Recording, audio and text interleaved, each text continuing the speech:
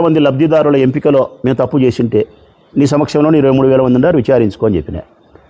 మేము తీసుకునే భూమి ఏదైనా అవకతవకలు చేసింటే రైతులు అన్నీ ఉండారు, భూమి అన్నీ ఉంది, మీ అధికారులు ఉండారు, చేసుకో. ఇళ్ల నిర్మాణానికి సంబంధించి నేను చెప్పిన ప్రకారం కాంట్రాక్టర్లు అన్నీ ఉండారు, భూమి అన్నీ ఉంది, లబ్ధిదారుడు అన్నీ ఉన్నాడు, ఉద్యోగస్తులు అని ఉండారు, చేసుకో.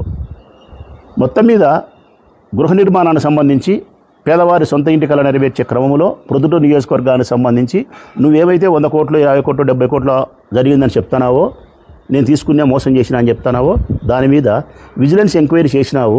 అది సరిపోకపోతే సిబిఐకి మీ ముఖ్యమంత్రి చెప్పి సిబిఐ విచారణ వేయనా మీద ముఖ్యమంత్రి వేయచ్చు సిబిఐ విచారణ ఏమను సిబిఐ విచారణ వేసి దీంట్లో అవినీతి ఏమన్నా తేల్చి నా మీద కేసు పెట్టి నన్ను ఒక 6 నెలలు జైలుకి పంపించి ప్రెస్ ముందుకు వచ్చి ఇదిగోబ్బా ప్రాథమికమైనటువంటి సాక్ష్యాధారాలు ఉండడం చెబుతా రాచమల్లుని మేము జైలుకి పంపించినాము, ఇదిగో అని చెప్పు. కోర్టు తర్వాత తీర్పు ఏమిచ్చాదో చూసి కోర్టులో నేను బయట ఉన్నప్పుడు ఇదిగోబ్బా నేను సొక్కమని చెప్పి చెప్పుకుంటా. మరి 2 ఏళ్ళైనా నువ్వేం చేయలేకపోతున్నావు అంటే అర్థం.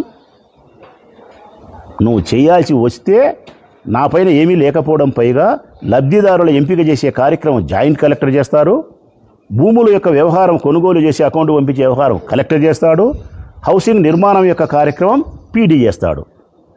మీరు ప్రశ్నిస్తే ఎవరిని ప్రశ్నించాలా? అవకతవకలు జరిగితే జాయింట్ కలెక్టర్ను హౌసింగ్ డిపార్ట్మెంట్ పీడీని ప్రశ్నించాలా? నా పాత్ర ఏముంటుంది? అయినా సరే బెయ్యి నీ బుద్ధిబుద్ధి విచారణ చేసి నా మీద యాక్షన్ తీసుకో, చర్య తీసుకో. ఇది కిరణ్ కుమార్ రెడ్డి అయిన మా అన్న యొక్క లాంగ్వేజ్. ఇంకా నా లాంగ్వేజ్ చెప్తా. పొద్దున చెప్తున్నావు, నీకు మామూలు మాటలైతే సరిపోవు.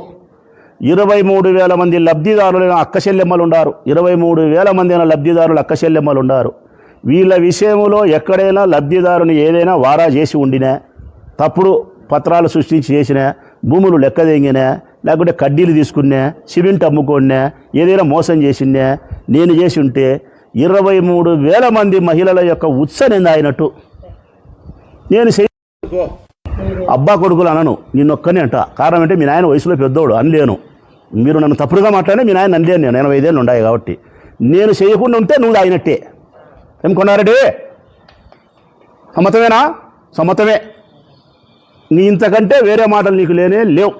ఇది యాజ్ ఇట్ ఈజ్గా లైవ్లో చూపించాలా, ఇది యాజ్ ఇట్ ఈజ్గా మళ్ళీ మీడియా సోదరులందరూ చూపించాలా.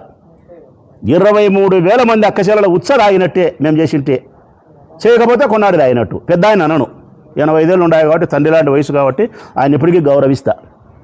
ఇంతకంటే నేను చెప్పగలిగింది ప్రజలారా ఏమీ లేదు.